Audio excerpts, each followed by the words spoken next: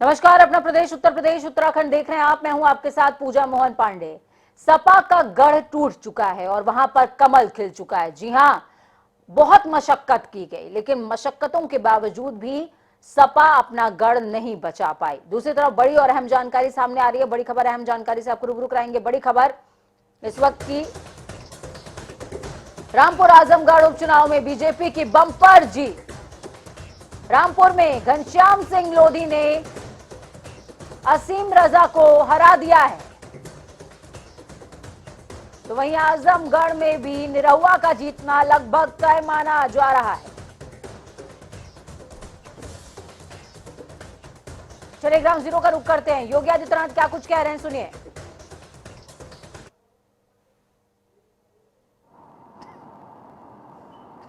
और उसी का सुफल है कि दोनों चुनौतीपूर्ण लड़ाई को भारतीय जनता पार्टी ने जीत में बदल करके 2024 के लिए एक दूरगामी संदेश दे दिया है।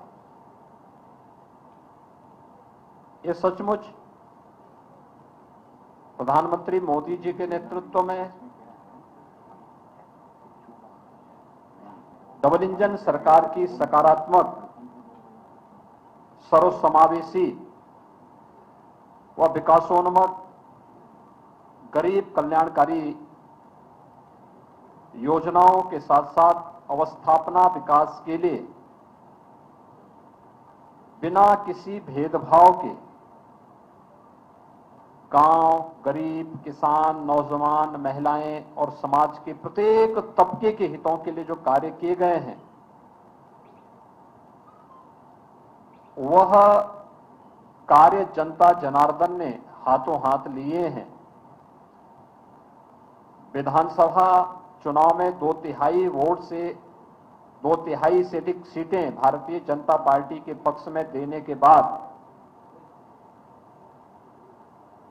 विधान परिषद के चुनाव हुए। विधान परिषद के चुनाव में भारतीय जनता पार्टी प्रचंड बहुमत के साथ सभी सीटों पर विजयी हुई। विधान परिषद चुनाव के बाद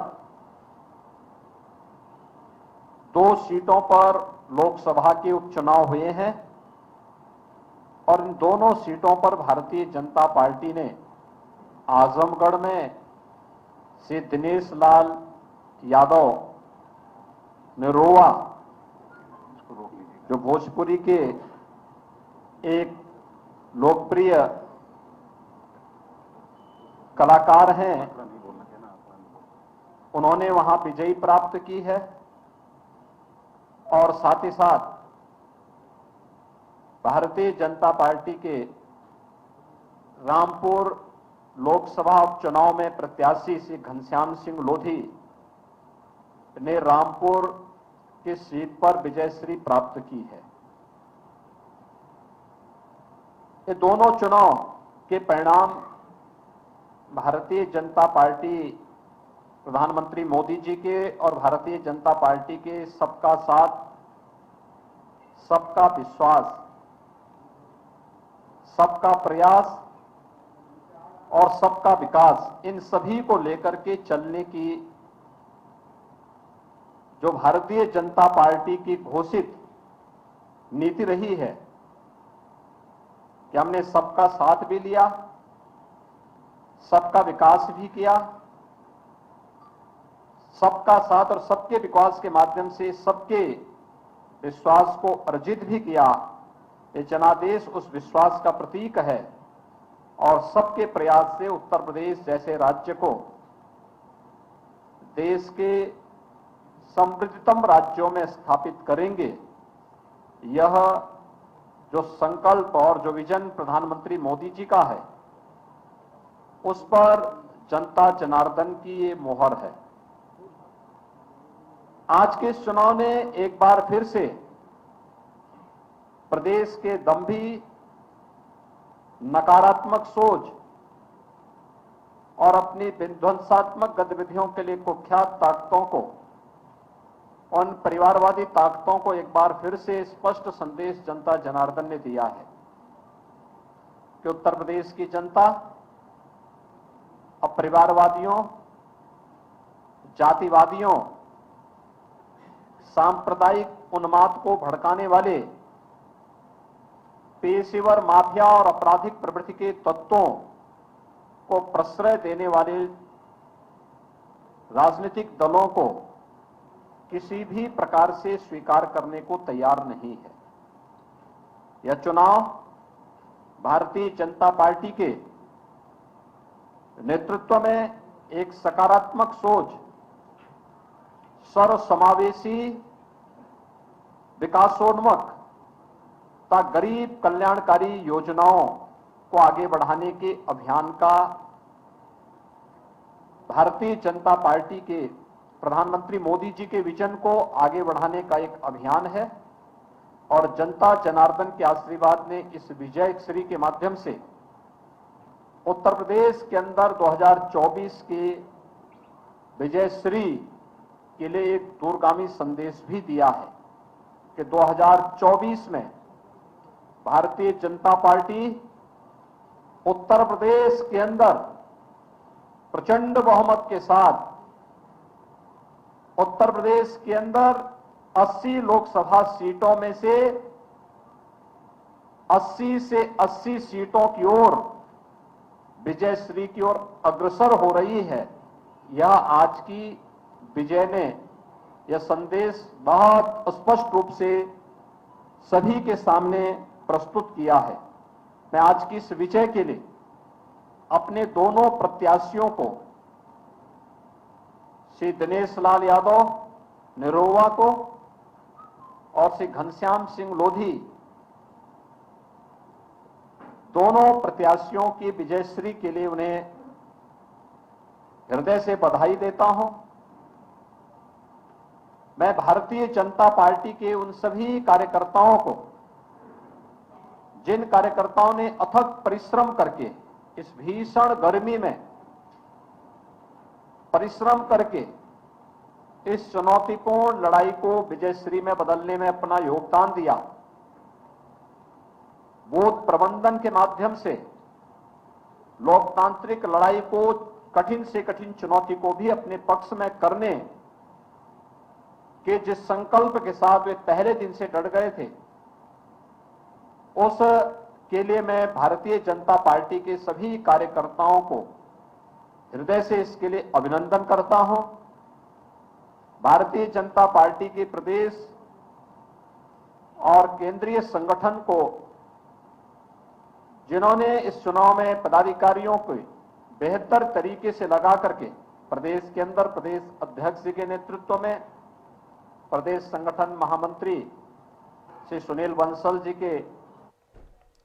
तो आपने मुख्यमंत्री को सुना, साफ तौर पर उन्होंने दोनों प्रत्याशी जो कि बीजेपी के हैं, जीत दर्ज करते नजर आ रहे हैं, उनको जीत की बधाई दी है और इस जीत का पूरा श्रेय नेतृत्व को देते हुए नजर आए हैं। ग्राउंड जीरो का रुख करते हैं, हमारे साथ समाजवादी पार्टी कार्यालय से हमारे जो सहयोगी हैं वो जुड़े हुए हैं, साथ में बीजेपी कार्यालय से भी हमारे सहयोगी जुड़े हुए हैं और साथ में रामपुर से मेरे सहयोगी जुड़े हुए हैं। रामपुर से सुरेश जुड़े हुए हैं। सुरेश का रुख सबसे पहले करेंगे। सुरेश, क्या कुछ अपडेट ग्राउंड जीरो से देखने को मिल रही है?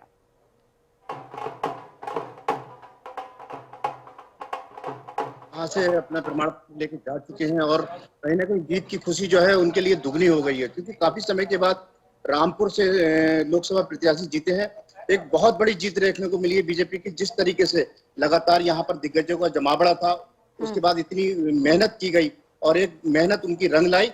आज बीजेपी के प्रत्याशी जो जीते हैं, उन्होंने ये कहा कि लोकतंत्र की जीत हुई है। कहीं ना कहीं आजम खान पर भी उन्होंने पलटवार किया कि जो आजम खान जिस तरीके से ये कहते थे कि रामपुर मेरा घर है, मेरा गढ़ है, तो एक बहुत बड़ा किला भी भेदा है और बहुत बड़ी जीत की उन्होंने ये बधाई दी है सभी को। बिल्कुल यही वजह है सुरेश की हम कह रहे हैं टूटा गढ़ खिला कमल, और कमल का जिक्र हो रहा है तो बीजेपी कार्यालय का रुख कर लेते हैं। अनूप हमारे साथ में मौजूद हैं, क्योंकि अनूप के पीछे काफी ज्यादा लाव लश्कर देखने को मिल रहा है। वो इस बात का संकेत है कि अनूप जो है वो बीजेपी कार्यालय में है। बीजेपी कार्यालय में क्या कुछ तस्वीर देखने को मिल रही है अनूप? देखिए पूजा, बीजेपी कार्यालय में जश्न का माहौल है। आप खुद देख सकती हैं किस तरीके से ढोल नगाड़े यहाँ पर बजाए जा रहे हैं और मुख्यमंत्री योगी आदित्यनाथ इस वक्त बीजेपी कार्यालय में खुद मौजूद हैं और उनका साफ तौर से संदेश था कि उत्तर प्रदेश में जो दो उपचुनाव 2 सीटें भाजपा ने आज जीती हैं, निश्चित रूप से 2024 का संदेश है। 2024 में उत्तर प्रदेश में 80 सीटों पर कहीं न कहीं भाजपा का परचम लहराएगा। निश्चित रूप से ये जो दोनों सीटें हैं, आजमगढ़ की बात करें या फिर रामपुर की बात करें, रामपुर में आजमगढ़ आजम खां वो एक नेता थे जो चाहे जेल में रहकर भी अपनी वो जीत हासिल करते थे, लेकिन जेल के बाहर आकर के आज भारतीय जनता पार्टी ने वो जीत को अपने आप जीत पाई है। तो कहीं न कहीं भारतीय जनता पार्टी के जो हौसले हैं वो काफी बुलंद है। हमारे साथ कुछ कार्यकर्ता भी, उनसे भी बात करेंगे। आजमगढ़ की साथ साथ रामपुर की सीट काफी लंबे समय से समाजवादी पार्टी के पाले में थी, आज बीजेपी के पाले में आई है, किस तरीके से देखते हैं? पिछले 8 सालों से सपा ने वहाँ राज्य किया, किसी जनता के बीच कभी गए नहीं। वहाँ पे जो शोषित वर्ग के कार्यकर्ता हैं, कहीं न कहीं पिछड़ापन उनको महसूस हो रहा था। एक भी विकास नाम का 8 साल बीत गया, इसके पहले माननीय मुलायम सिंह ने वहाँ पर राज किया, उसके बाद अखिलेश यादव ने राज किया। एक भी बजट उन्होंने आजमगढ़ के लिए पेश नहीं किया। कभी 3 साल उन्होंने वहाँ पे रहे, कभी भी आजमगढ़ के लिए कुछ किए नहीं, कहीं जनता के बीच गए नहीं। जीतने के बाद केवल लखनऊ आकर आवाज बना लिए, आजमगढ़ गए नहीं और कहते हैं हमारी पैतृक आवास है। आज जनता ने बहुत बड़ा मुंहतोड़ जवाब दिया है, किसी का कहीं गढ़ नहीं रहा है, सब अब गढ़ है केवल मोदी जी का, योगी जी का और भाजपा का गढ़ वाली जगह हो जाए। बोलो जय श्री राम। क्या रामपुर में आजम खां का घमंड टूटा है क्या? रामपुर में आजम खां का घमंड भी टूटा है, साथ में उनकी सत्ता भी टूटी है, उनकी कमर भी टूटी है। रामपुर से और आजमगढ़ से दोनों जगह से हमारे प्रत्याशी की जीत ये बता रही है कि सारे लोगों की जीत है, पूरे मुल्क के लोगों की जीत है। ये माननीय मुख्यमंत्री जी और माननीय प्रधानमंत्री की योजनाओं की फायदा मिला लोगों को, जिसकी वजह से उन्होंने वोट दिया और महान वोटों से, भारी बहुमतों से हमारी। एक सवाल आधी आबादी से लेते हैं, क्या कहना चाहती हैं दोनों सीटों पर जिस तरीके से भाजपा की जीत हुई है? दोनों सीटों पर भाजपा का जीत इसलिए हुई है कि जो उन्होंने महिलाओं के लिए काम किया है, खाद्यान्न का काम किया है, हर घर में राशन पहुंचाने का काम किया है और महिलाओं को सुरक्षित, इस सरकार में जितनी सुरक्षा महिलाओं को मिला है किसी सरकार में कभी नहीं मिला, कोई कभी नहीं दिया। बातें में सब पूजा ये है, कार्यकर्ताओं का उत्साह है, उनका कहना है कि जिस तरीके से अनूप, जिस दौरान आप तमाम कार्यकर्ताओं का उत्साह दिखा रहे हैं, दूसरी तरफ योगी आदित्यनाथ की तस्वीरें भी हम तमाम दर्शकों को दिखा रहे हैं कि किस तरीके से योगी आदित्यनाथ भी उत्साहित नजर आ रहे हैं। सपा का क्या हाल है, सपा कार्यालय का क्या हाल है, ये जानने के लिए अंकुर जी का रुख करते हैं। हमारे सहयोगी जुड़े हुए हैं ग्राउंड जीरो से, क्या कुछ अपडेट नजर आ रही है अनिल के अंकुर ग्राउंड जीरो से? क्योंकि समाजवादी पार्टी का किला, उनका गढ़ आज कहीं ना कहीं दरक गया है, सेंध लगी है उसमें और गलती कहीं ना कहीं सपाइयों की खुद की थी।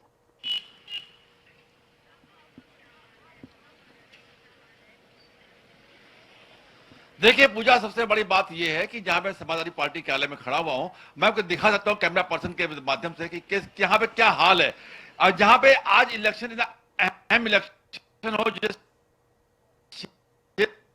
का, उस पार्टी का मुख्यालय कितना सन्नाटा पड़सा हुआ है, दरवाजे बंद है और यहाँ पे कोई भी कार्यकर्ता नहीं दिख रहा है। कार्यकर्ताओं में कहीं ना कहीं हताशा है, इसीलिए यहाँ पे कोई भी कार्यकर्ता यहाँ पे कहीं नहीं दिख रहे हैं। अगर कार्यकर्ता होते तो निश्चित रूप से कोई उत्साह होता तो कार्यकर्ता आराम होते या भीड़ होती जैसे कि हमेशा रहती है, लेकिन आज ऐसा नहीं है। इसका रीजन ये है कि जो यहाँ के नेता हैं वो अपने आप को अभी भी पुरानी सत्ता से विलक्त नहीं मान रहे हैं लगातार, इसीलिए आम कार्यकर्ताओं और यहाँ के पार्टी के बड़े नेताओं में इतनी दूरियां रहती हैं कि वो नहीं मिलते। जैसा कि अभी जो इलाकाई लोग थे उन्होंने साफ तौर पे आप लोगों से बताया कि वहां पे जो समाजवादी पार्टी के नेता थे वो जीत के आते थे, नहीं मिलते थे। ये हकीकत है, यही कारण है कि आज जो यहाँ पे सन्नाटा है और पार्टी के बड़े नेता भी यहाँ मौजूद नहीं है और कार्यकर्ता भी नहीं है। दोपहर के पहले यहाँ पे अखिलेश यादव थे, लेकिन जैसे ही परिणाम रुझान आना शुरू हुए वो भी यहां से चले गए। तो जाहिर सी बात है कि जो दूरियां बनाई गई उसका परिणाम ये है। और दूसरी बात ये बिल्कुल, और ये दोनों सीटें इस बात का साफ संदेश हैं कि अब एसी के कमरों में बैठकर चुनाव नहीं लड़ा जा सकता है। ओम प्रकाश राजभर की जो नसीहत थी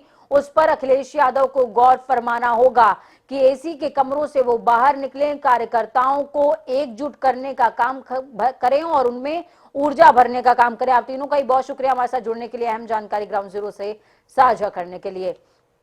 तो ये तस्वीरें बेहद खास थी। तस्वीरें इसलिए भी खास हो जाती हैं क्योंकि गढ़, हम लगातार बात कर रहे हैं समाजवादी पार्टी के गढ़ की, जो आजमगढ़ का खुद का आजमगढ़ कह सकते हैं कि अखिलेश यादव का गढ़ था, मुलायम सिंह यादव का गढ़ था। वहां पर धर्मेंद्र यादव को उतारा गया चुनावी रण में, लेकिन धर्मेंद्र यादव के लिए प्रचार करने के लिए उनके बड़े भैया गए नहीं एक भी बार, और जब गए नहीं तो उसका प्रतिफल भी सामने आ गया।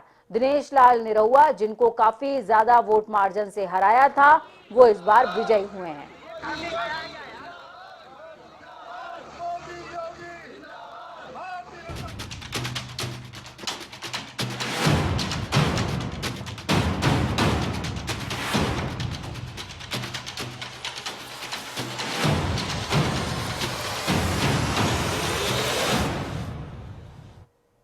चलिए खबरों में आगे बढ़ेंगे, बात उत्तराखंड की करेंगे। देहरादून में मुख्यमंत्री पुष्कर सिंह धामी ने मुख्यमंत्री कैंप कार्यालय में प्रधानमंत्री नरेंद्र मोदी के मन की बात का कार्यक्रम सुना है।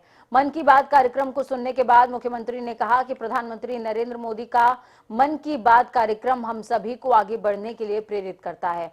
आज के कार्यक्रम में प्रधानमंत्री ने आपातकाल का जिक्र किया है और किस तरीके से देश की महान जनता ने लोकतांत्रिक तरीके से आपातकाल को हटाकर फिर से लोकतंत्र स्थापित किया। लोकतंत्र इस देश की संस्कृति का मूल आधार है।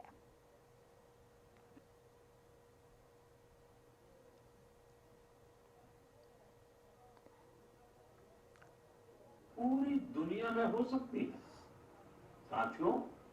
इन स्पेस तो मैंने कई युवा स्टार्टअप के आइडिया और उत्साह को देखा। मैंने वहीं प्रधानमंत्री नरेंद्र मोदी ने आज रेडियो पर अपने मन की बात की, जिसको देश भर के लोगों ने अपने अपने घरों में बैठकर सुना। उत्तराखंड के कैबिनेट मंत्री गणेश जोशी ने प्रधानमंत्री नरेंद्र मोदी के मन की बात कार्यक्रम को अपने कार्यकर्ताओं के साथ अपने आवास पर सीधा प्रसारण सुना है और इस मौके पर कैबिनेट मंत्री गणेश जोशी ने लोगों से अपील भी की कि वो प्रधानमंत्री नरेंद्र मोदी के मन की बात कार्यक्रम को समय निकालकर जरूर सुना करें। इससे उन्हें नई जानकारियों के साथ साथ नया स्टार्टअप शुरू करने के नए तरीके भी मिल सकेंगे। प्रधानमंत्री जी जो मन की बात करते हैं, अगर आपने किसी भी एपिसोड में देखे, आज उन्होंने स्पेस स्टार्टअप की बात की, खिलाड़ियों की बात की, और जब भी बातें कोई ऐसे विषय आते हैं जिनकी हमें जानकारी नहीं होती। इसलिए मैं लोगों से अपील करता हूं कि प्रधानमंत्री जी की मन की बात को अवश्य सुने और उसका लाभ लें, क्योंकि हर बार मोदी जी जो बात करते हैं देश के लिए करते हैं, समाज के लिए करते हैं, राष्ट्र के लिए करते हैं, इसलिए मन की बात को अवश्य सुनना चाहिए। मानसून के दस्तक देने से पहले राज्य में मौसम का मिजाज तब्दील होने लगा है। मौसम वैज्ञानिकों ने अगले 24 घंटे में बागेश्वर और पिथौरागढ़ में कहीं कहीं तेज हवाओं के साथ भारी बारिश की संभावना जताई। राजधानी दून में वैसे तो आसमान साफ रहने के साथ ही आंशिक तौर पर बादल छाए हुए हैं, लेकिन कुछ इलाकों में गर्जना के साथ में बारिश की संभावना जताई जा रही है। उन्होंने कहा कि जहां तक मानसून की पूरी तरीके से सक्रिय होने का सवाल है, तो मानसून 28 जून के बाद ही सक्रिय होगा।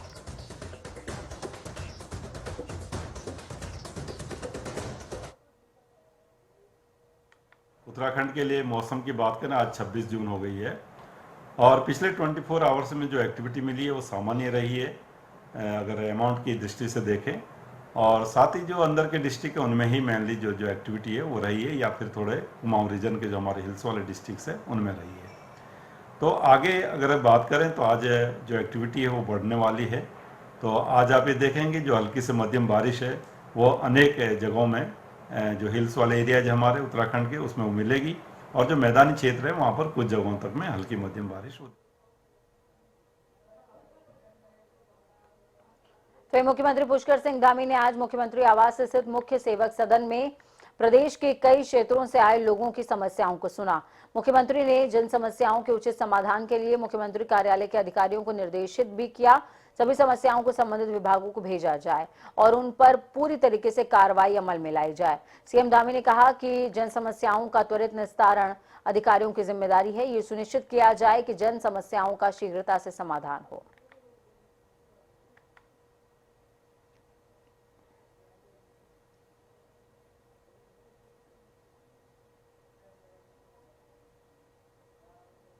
तो वहीं उत्तराखंड में खेलों को बढ़ावा देने के लिए लगातार सरकार काम कर रही है। खेल से जुड़े हुए युवाओं और बच्चों की प्रतिभाओं को निखारने के लिए सरकार उन्हें प्रोत्साहित भी कर रही है। राजधानी देहरादून के परेड मैदान स्थित बॉक्सिंग रिंग में प्रदेश भर से आए बच्चों और युवाओं ने प्रतियोगिता में पार्टिसिपेट किया। इस मौके पर कैबिनेट मंत्री गणेश जोशी ने कहा कि प्रधानमंत्री नरेंद्र मोदी लगातार खेलों को बढ़ावा देने का काम कर रहे हैं। इसके साथ ही उन्होंने कहा कि आज हमारे देश में तमाम युवा खेल में अपना करियर बना रहे हैं और देश का नाम भी रोशन हो रहा है। अंतर्राष्ट्रीय स्तर पर खिलाड़ियों का मनोबल बढ़ा है, उन्होंने कई खिताब जीते हैं। उसके पीछे मोदी जी की प्रेरणा है, वो लोगों को प्रेरित करते हैं, वो लोगों को जरूर खेलना, कोई भी खेल जो है जरूर खेलना चाहिए। खेल से जहां आदमी का शरीर स्वस्थ होता है, आदमी को मन भी स्वस्थ होता है, खिलाड़ी के अंदर एक टीम भावना होती है, वो टीम के साथ लेकर चलता है। और आप देखा हो कि खेलों के माध्यम से जो लोग राजनीति भी आए हैं, उन्होंने अलग से एक अपना स्थान बनाया है। इसलिए इस अवसर पर मैं आयोजकों को अपनी ओर से शुभकामनाएं देता हूं, बधाई देता हूं। तो वक्त यहाँ पर छोटे से ब्रेक के उस पार खबरों का सफर लगातार जारी रहेगा। बने रहिए जनता टीवी के साथ, क्योंकि हमें आपकी ताकत। अपना और अपनों का बहुत ख्याल रखें। नमस्कार।